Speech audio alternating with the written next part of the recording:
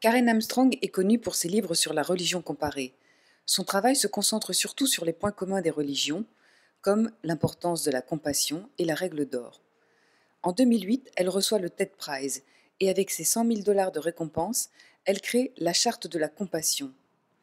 Invitée à la Sorbonne par l'INRES le 23 avril dernier, à l'occasion du lancement de la première journée de la compassion, nous avons eu l'occasion de la rencontrer et de lui poser quelques questions sur son dernier ouvrage traduit en français, Compassion.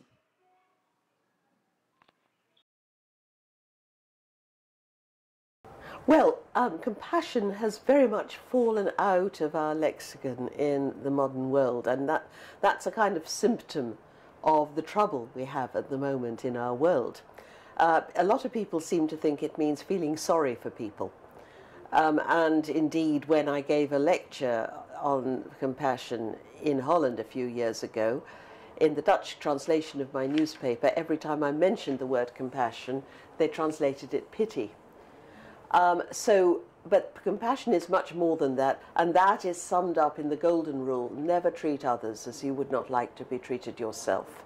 It means that you have to look into your own heart, discover what gives you pain, and then refuse under any circumstance whatsoever to inflict that pain on anybody else. And all the world religions insist that you can't confine your compassion to your own group. You have to have what one of the Chinese sages called yan ai, which means concern for everybody. Love the stranger, as it says in the Old Testament, the foreigner who lives in your midst. Love your enemies, said Jesus. Reach out to all tribes and nations, says the Quran. Not just a nice feeling, but it must result in action. It has to, otherwise we won't survive. Unless we learn to treat all peoples, whoever they are, both in our own nations and abroad, as we would wish to be treated ourselves, the world is not going to be a viable place. And so compassion, it's a matter of brute practicality. It's not irrational to think of compassion. The irrational thing is to deny that we are intimately bound up with one another. We've created a global market and are interdependent as we never were before. This is the way we've created this thing, and in many ways it's wonderful. But poverty in one part of the world, in Africa, economists tell us will rebound upon us.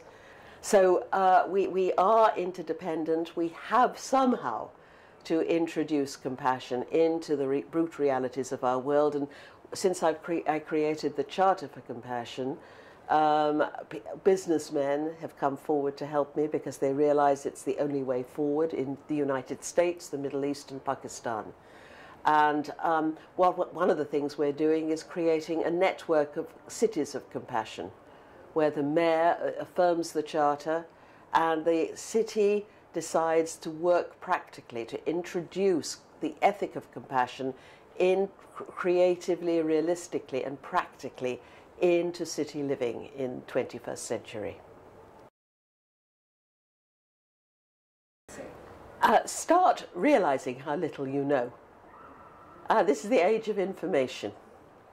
And we think at the click of a mouse, we find out about everything, but we don't. We live by sound bites.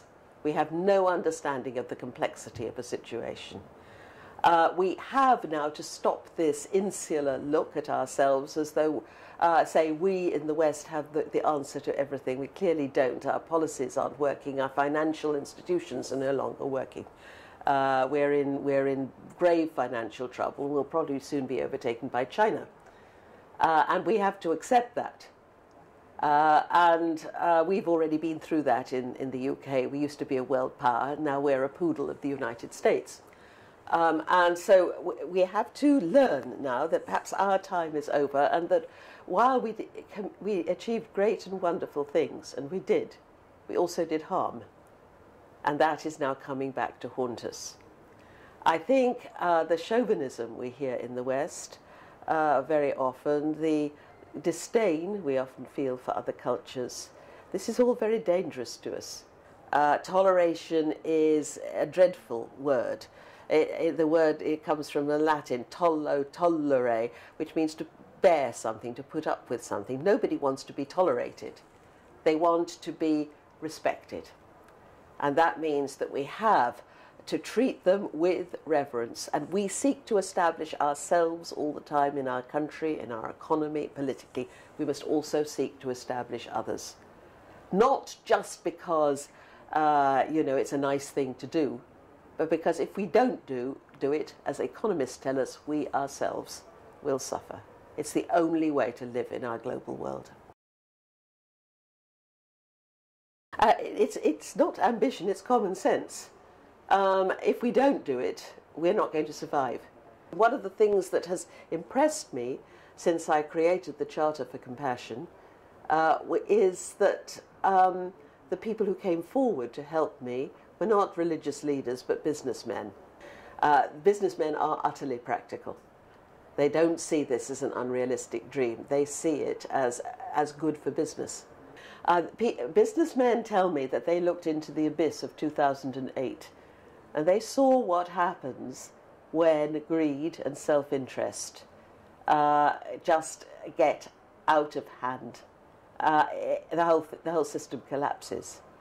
The only way we can get along with one another is to respect each other. And it just means accepting that that we are often implicated in other people's pain and other people's behaviour. We cannot stand alone, and if we cannot create a global society where people of all persuasions, all ethnicities, all ideologies can coexist in respect, we're not going to have a viable world to hand on to the next generation.